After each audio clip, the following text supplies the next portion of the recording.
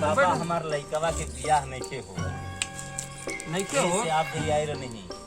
अच्छा हाँ सब लड़की देख देख ना करते हैं।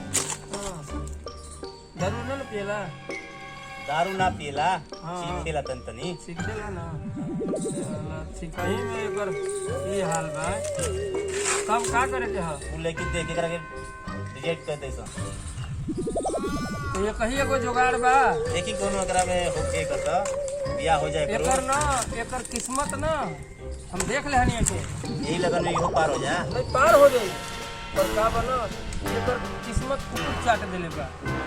हां एकर किस्मत कुकुर चाट देले बा। इतना लड़का हम सुंदर के बियाह नहीं के बताई सुंदर बात तो कुकुरा के चाट देले बा ना एकर ई तो सुत गई रहे चाट देले बा एकर।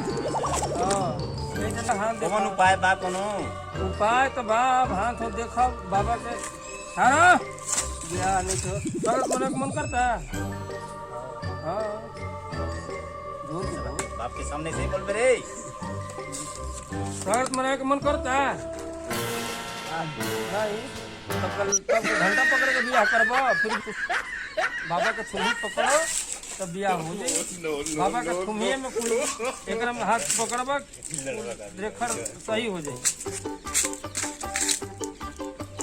बेटा तोरे तो घरे का बियाह कम लिखल बा यहर वहर के ज्यादा ऊपर झपरी बा।